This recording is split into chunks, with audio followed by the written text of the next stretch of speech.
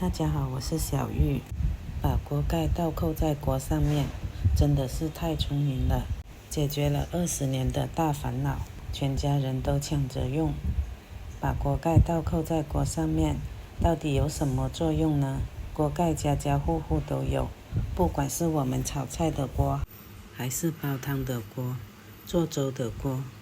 上面都会佩戴一个锅盖。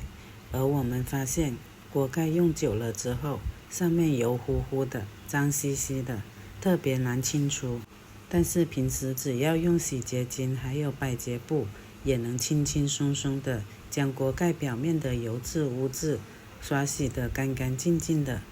而当你仔细的去观察锅盖、锅圈旁边的缝隙里面的时候，才发现，不管我们的锅盖上面洗得多干净，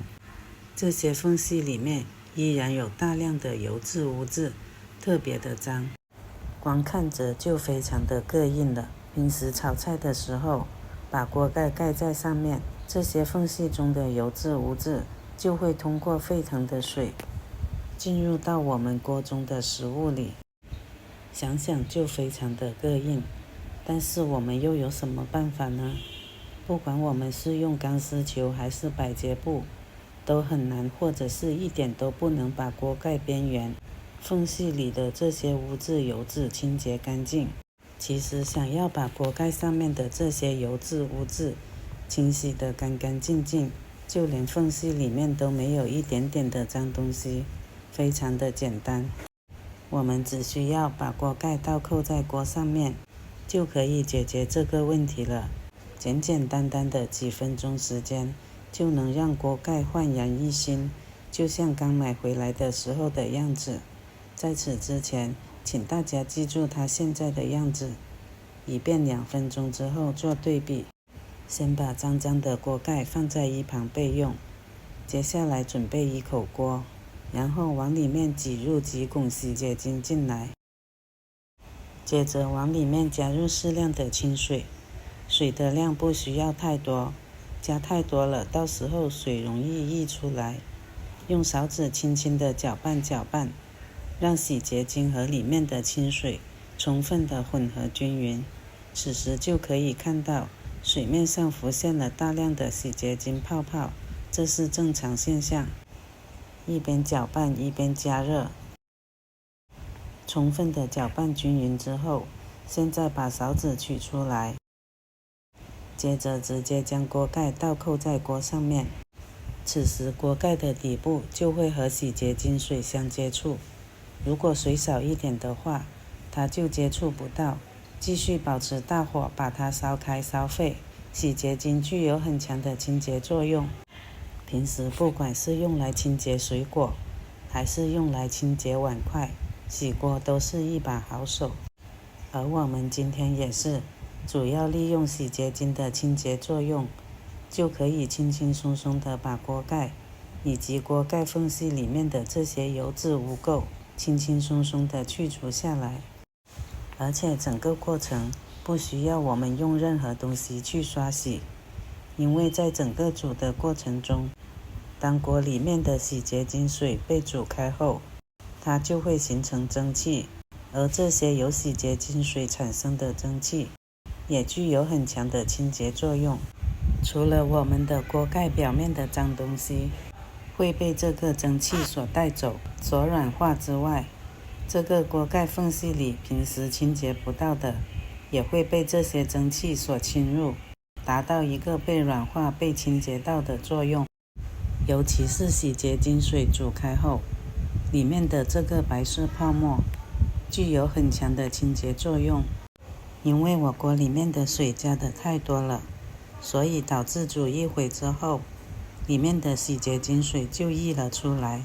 因此大家在加水的时候不要加的太多，以免出现和我类似的情况。保持中大火煮上2分钟的时间之后，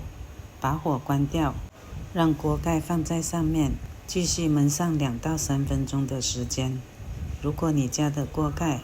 比我家的锅盖缝隙还要脏得更严重的话，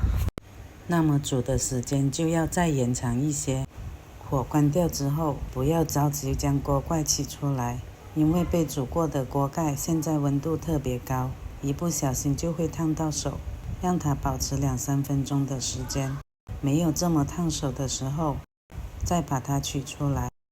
那么如果实在着急清洁的话，也可以用锅铲把锅盖先缠起来，再找一块毛巾包在手上，这样去拿锅盖就没有那么烫手了，也更容易被取出来。取出来的锅盖先放在一旁备用。接下来把锅里面的洗洁精水放到洗碗池里面，加入适量的凉水进去，将锅里面的洗洁精水降一下温，一直降到不烫手为止。此时锅里面又出现了大量的洗洁精泡沫，这是正常现象。现在就可以把刚才煮过的锅盖拿过来进行清洁了。直接将锅盖放进洗洁精水中，用抹布轻轻地擦一擦，你会发现以前特别难清洁的油渍污渍，现在只需要用特别柔软的毛巾轻轻一擦拭，表面就干干净净的了。锅盖的外面擦拭干净后，锅盖的里面也以同样的方法洗一洗、擦一擦。而我们擦干净之后，像锅盖的边缘处这些缝隙里面，根本不用去做特别的清洁和处理，直接洗干净锅盖的两面，你会发现现在锅盖的缝隙里面的油渍污渍也轻轻松松的被洗干净了。两边都清洗干净后，现在将锅盖放到自来水下面去，把表面的洗洁精残留冲刷干净即可。接着用干净的毛巾将锅盖上面的水分完全吸干擦干。如果不着急用的话，直接放在阴凉通风的地方，将表面的水分晾干即可，那样也不会留下任何的水渍。用毛巾把表面的水分擦干净后，现在的锅盖已经焕然一新，清洁透亮，就像新买回来的时候的样子，一点污渍油垢都没有了。来看一看锅盖边缘的缝隙里面，也没有一点点的油渍污渍，特别的干净。除此之外，还有第二个方法，把锅盖直接放在案板上，洒入适量的清水在锅盖表面，把锅盖稍微润湿一下即可。然后取出家里面的食用纯碱，直接洒在锅的表面，